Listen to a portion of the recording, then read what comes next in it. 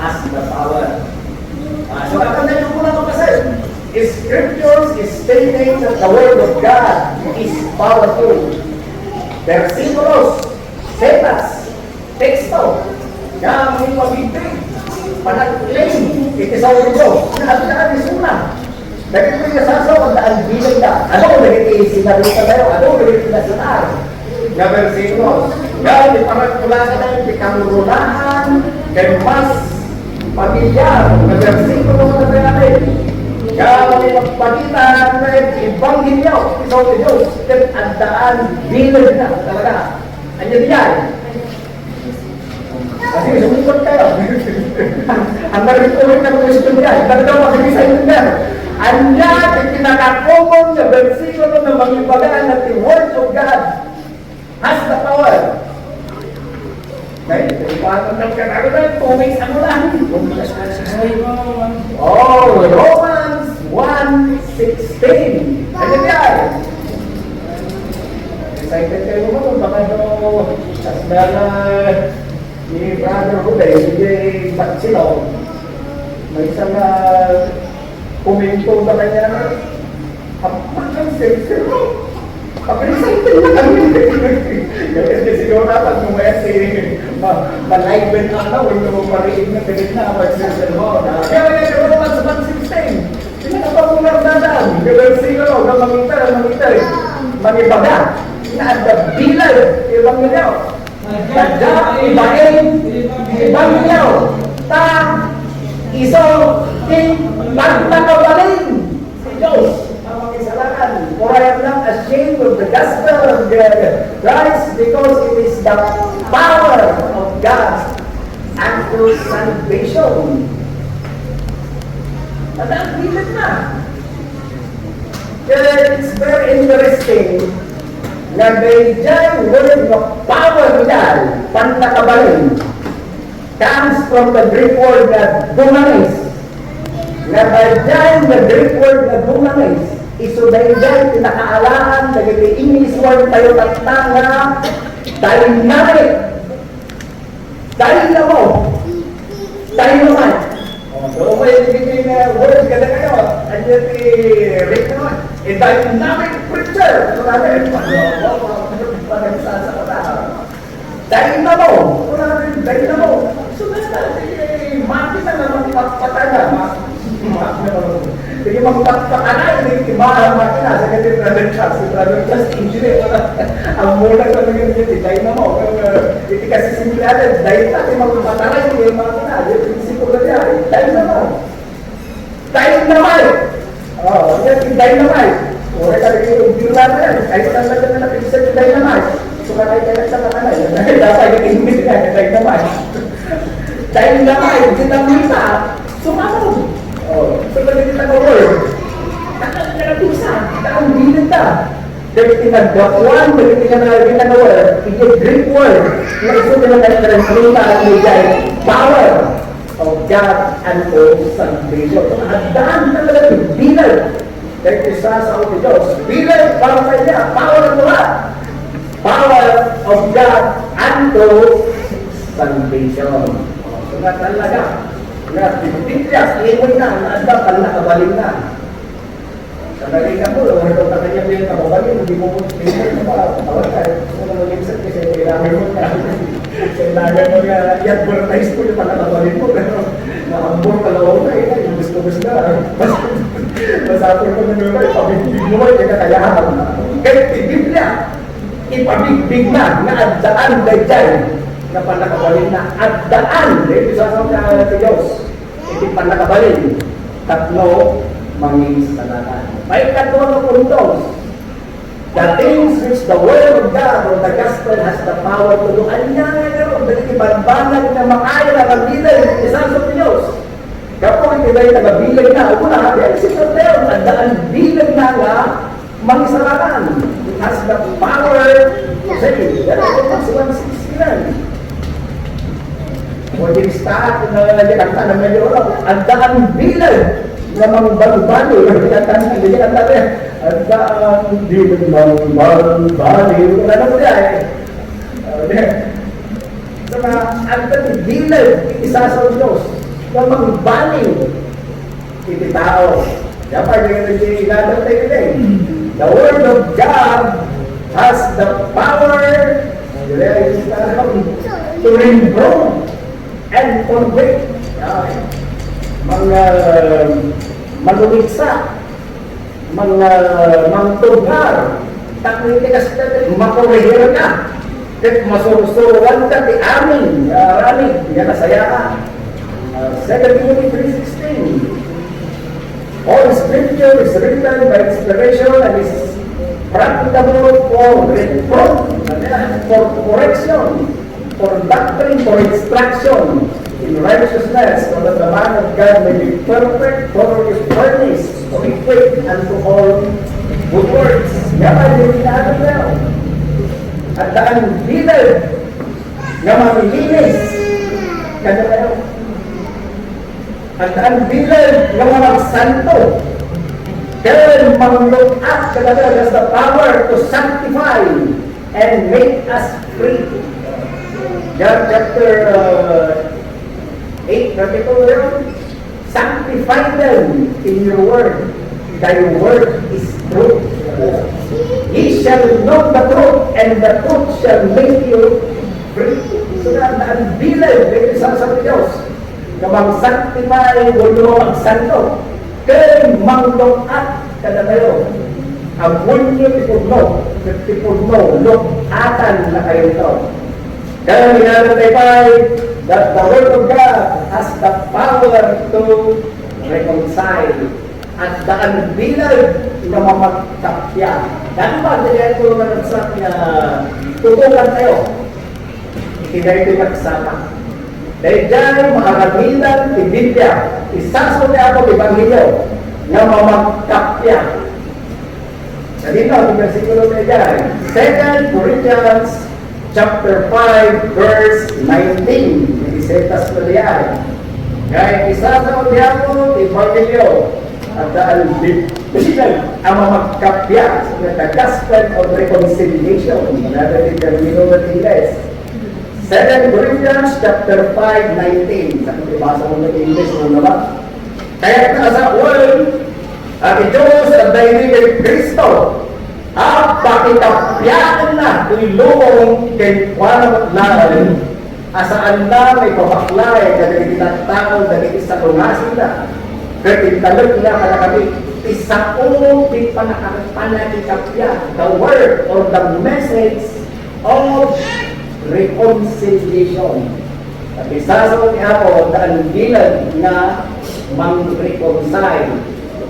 The English, ito na nato 2 Corinthians chapter 5 verse 19. Ito na nato kaya pa yung masabi pero ito 5:19.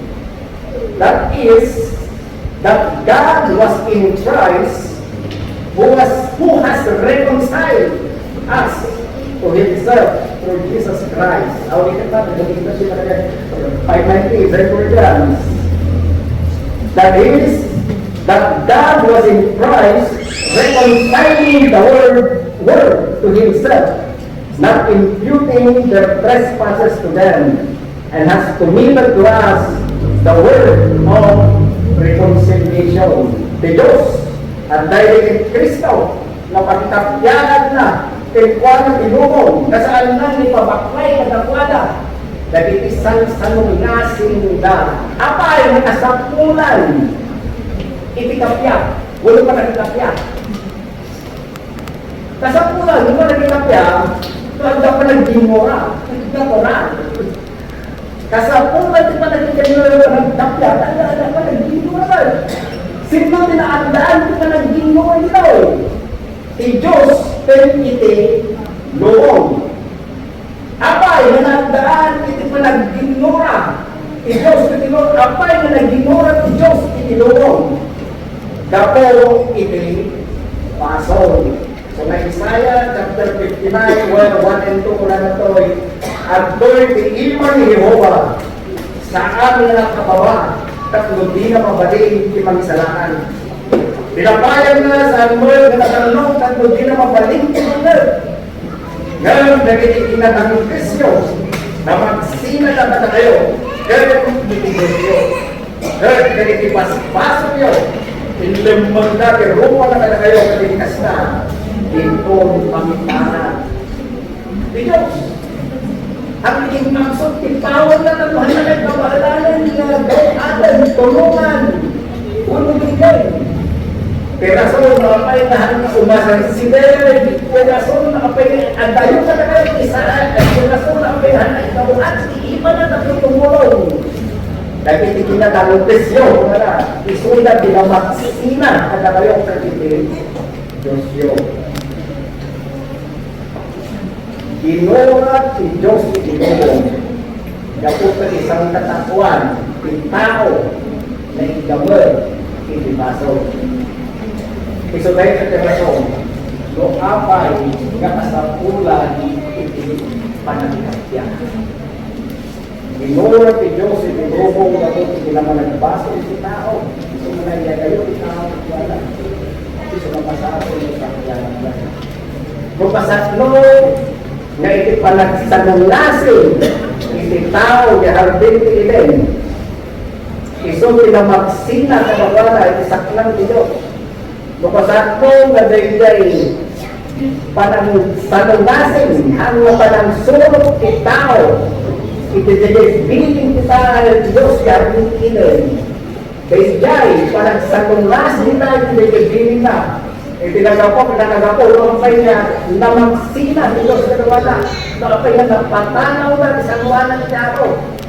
Genesis chapter 3, 23, 24, wala na, pinaruwag na ida, iharapin si Ken. Verse 22, wala na yan, pinagtanaw na, itao. Mapasan, no, may panagsalungasin na, itinitag si Diyos, iharapin si Ken. Kaya iso, pinamagsina na iya na yun, kada Adam si Eva, manipuli ni Diyos. Kasama nga, yung ako'y tibasol, ito timangilyan tayo, itao, ikisaklan ni Diyos. Katibasol, wala ito panangsalungasin, ikilipin. Yan, ang Mutayos, John 3:16. Umagpay, kasalapunay, kinaman ang basol, itao, yung ako'y panagayak ni Diyos. Pinanganin na, pero hindi yun. Tapi dikasihkan kita saan niya mapuraw. Sudah kasalaunay, pinalagayat, si Diyos, itilumo, nahintin na, ibugtungan na siya. At kung siya sino man umamati saan sa mga mapuraw, ibigit di maagdaan, ibiyado na siya. For God so loved the world, that He gave His only begotten Son, so that whoever believes in Him shall not perish, but have eternal life. Yan, 16. So mga tapo, kaya may kitao, makikapya, Diyos.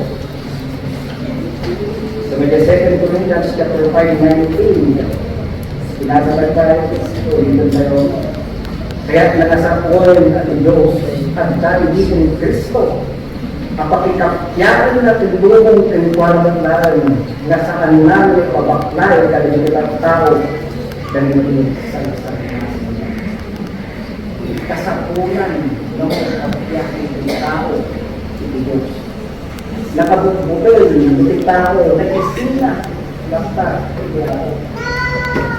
It is a fearful thing na gano'n ni Diyos to fall into the hands of the nakabukbukil kasama sumaknan Diyos kasi niya gusto ka masakit gusto maikapyakan may yasigil tayo kaya ako kayo na kahit ay niya ipamuspusan hindi ka na kayo kapyakan yun apay kasapulan na may kapyakan malaksin hinaya na yun na kung Kristo. Pero habang itao ang dayo ng Kristo kapag ipasok, nagawa, hindi ka na sa multiyan. So, wala ka sudal, ikimatang, ikimat ito sa simpiyan mo na. Pero itao, kabayatan na adalo na isinay di ako. Awan pinpuana, ito pa na kayo sa lakan. Ito nga, magsapon, maitampiyan kayo, ito Diyos. Masapol na Maria Sibel kayo ito na. babaon kay Kristo. Masatong na mag-iyagda kayo. Masatong na mag-ikomenta kayo. Kaya ako tayo nga sa Kristo. Tangating, pinwala lang iti-ayan iti panakaisalakan. Kapag itibasong iti tao, nagadayon niya ako. Awang pinwala iti-ayan inanama. Ipeso ko lang na siya, hindi kakayo. Hindi na adayo kayo ng Kristo. Awalan kayo inanama. Kumara. Hopeless. Kumara tayo. Lamaya si Diyos kay Kristo. Masapong lamaya si Diyos kay Kristo. Kapag Kristo, ayan iti panaka-isalakan. Marami, Kapitulo 4, versikulo 12, ito na nangyay. Ulo 2 Timothy. Chapter 1, verse 12, ito na nangyay. 2 Timothy. Chapter 1, verse 10. Malas at saglit.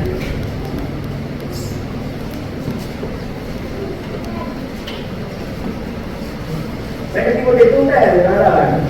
Kapuna siya sa kabang amin. Kapuna kadali kinapili. Tatlong magulungudan damal. Tingnan na kaisaratan. Nga adda kay Kristo Jesus. Yan po natin yan. Sa tabaran ko sa atin, kung ano pa ako. Ang yaman yung mapasama kaya. Simple awanan.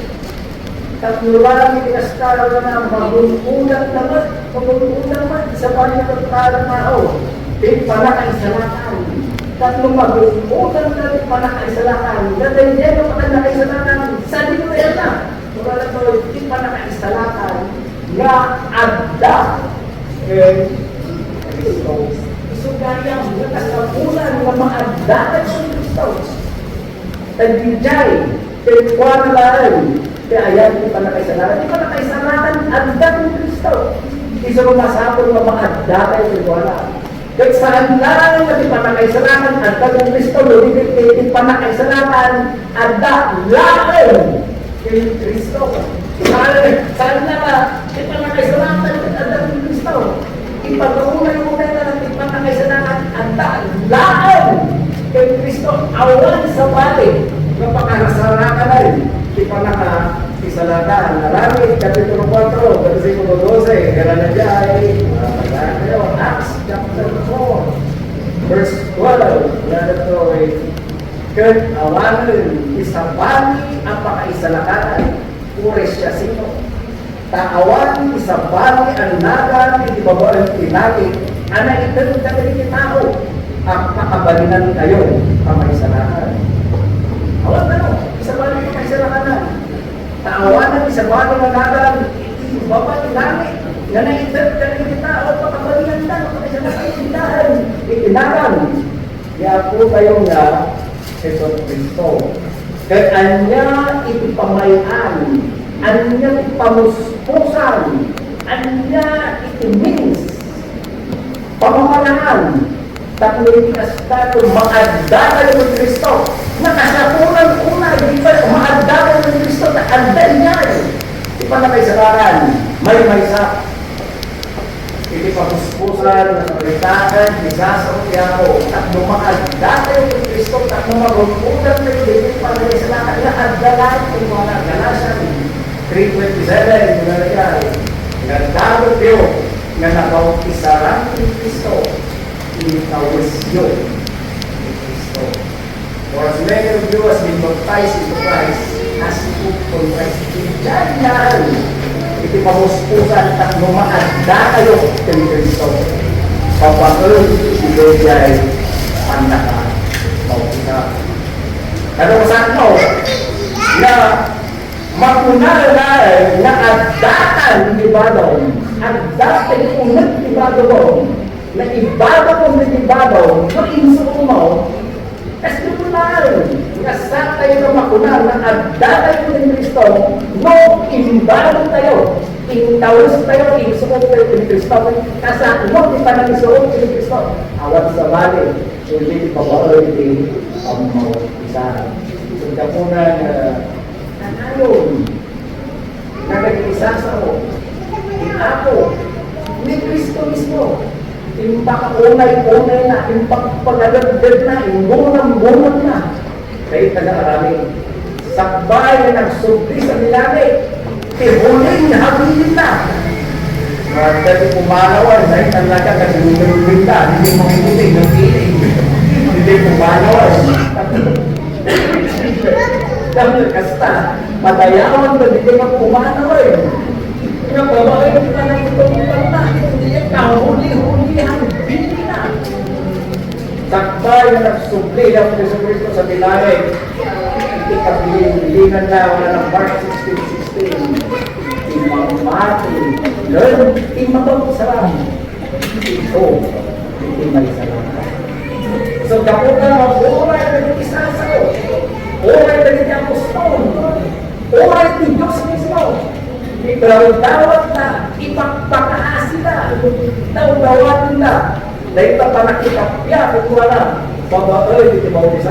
So, kaya 2 Corinthians chapter 5, 19, nasa tayo sa Roman 20, pagpipuro na, wala na, 5:19 and 20 of 2 Corinthians, wala na ito, kaya nasa 12 at Diyos at daigin Kristo, ang pakikapyaan na ibuong pinkuanong lalan, asan na may pabaklay ka rin kita tao, rin isang salungasin na nag-intalit na ka na kami isa o kami sapya. Verse 20, na kami nga roon, dahil pinag-o, nibigyan ni Kristo.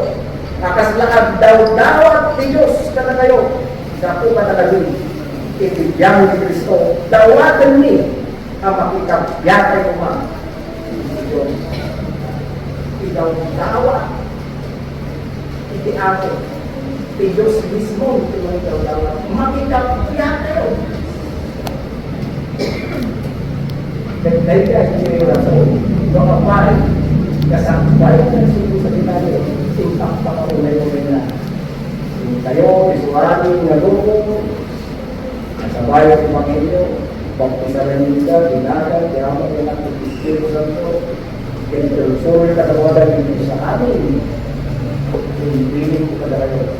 Isabay ang versyon, Mark 16, sa amin, nilukong kinasabay.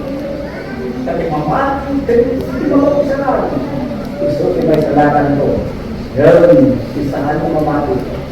Ito. Kaya may isa na mapakailan ipanginoon. Dahil bilang isa sa Diyos, ikaptiyan na tayo. Pinimpuanan. Tapusan tuwang yung may babaklay sa tayo. Dahil isa na sa lungasin tayo. Kaya mauni ka kasi hindi ka alam tayo din kung pangkumpusyonan tayo. Anyangay na rin, dahil maaring deductions, logically reads on the basis of the power of the Word of God. So what? Ano nga ito na? So what? Ano nga? Anyangay na rin, hindi na. Isang Diyos na daan bilang na. Dapat nalagro na number 1 na let us resort to know more and get more acquainted with the Word of God. Sayang na ito ang pangit Diyos. Kung saan tayo lang may pagdal na amoy at adupay, may panggap, may lupanan. Pagkakay ito eh. Sa pagkakay, hindi minsan ang mga lumayan, Jesus Lord. Ang mga kumag, ang alam ng Panginoon natin ay, parang nagkakita. Kaya because of the power of God, therefore, let us resolve to know more and get acquainted more with the Word of God. Like what? Because the Word of God is powerful, it is now sufficient, makaanayan na iso, itipakaabuan tayo, itipanakaisalahan. Kapag ang bilid na yan, bilid na yung isalahan, sufficient mo itong makaanayan tayo, isasaw ni Diyos, na pakaabuan tayo, kung ang niya pinipagbanag na manituro ka tayo, iti panakisalahan. Umanayin na ito, kas rukudan, ang rukudan, iti pagmain. Saan nga tayo ipapa, yung Roma? Iti pagrukudan, magibaga, noan niya, iti suruko, iti panakisalahan. Anuman pa isulti kung kunahan na vital of Christ on earth. Sunday, kaya sa kung vital. May isulti Sunday mo to substitute ni Christ on earth. Ni Christ na. Imang tuway sila kami. Yung Sunday na pinagkatawang may sulat na may tuway ito lang. Isulti Papa. Yung mga malay, macho, all power, kung natin Kristos ang tayo nagsurprise sa nilay. All power is given unto me in heaven and on earth. Kung ano ba? Hindi namin pinabati pa yung power, yung authority. Hindi siya sino man naman turay, ito dalag. Ibintor ko na napunta sa Kristo, ingunang-gunang na, ipagpakaulay ko na, huling hangin na. All power is given unto me in heaven and on earth. Isunod, dahil kung isa sa una, napunta sa Kristo, dahil kung Biblia, dahil kung marunong ko na, isunod, dahil ito, ipangurong ko lang ang ibang mati. Saan na Manalo, saan na Tiburaw, ito masapong pakaabuan, pangdalutan, no, anya, dapat na, nagbagbagan, tiyos ka na, kayo pa ka nagpamati. Awan sa baling ng baga, iti ako, ti ama, nga ganun-ganun, nagpapano, anya, ng isa sa una, hindi nakal na po kayo ay Kristo. Ito chapter 1, 1 and 2 na. Kadagay yung una na daw, ti Diyos, kita sa una tayo. Kayo dali ang mother, babaoy. Iti na duma-duma na pamayan. Babaoy ka dali mamadto. Verse 2, Lam, kadagito'y mauputing aldaw. Kina sa una tayo, babaoy, iti anak na. Saan na ginagawa? Saan na ginagawa? Ipanati sa una tayo, hindi babaoy, dali isasaw ti anak na. Kasi na ilalan, ito'y barong natulang. Sumada na yung apostol nila eh. Kaya na padayawan, surong katay. Hindi sa istilan mo na, nagiging propeta. Anya po na, tinay yung Moses, bilang kapulilangay, kumat ko sa yung verse 5 mo na. Dahil ito, yung anak to, nga dumungol, kanil pa kayo, dahil iso. Ipinutin niyo. So na, all sufficient na, makaanayan. Kahit ito'y dahil sa sabi ako, hindi pag-gruputan kayo, hindi pa nagpamali tayo ng mauli. Because of the power of the Word of God, therefore, let us resolve to make it known to others. Because the gospel, the Word of God has the power, especially the power to save. Let us resolve to make it known, to make known this power to others. Bilang naman isa naman na. Kasapulan natin na dapat na katari-kagayan, ikagdin tayo na may pakaamumol tayo tinakilan kagagin sa mali. Romans 1:16, I am not ashamed of the gospel of Christ because it's the power of God and His salvation. May power na niya.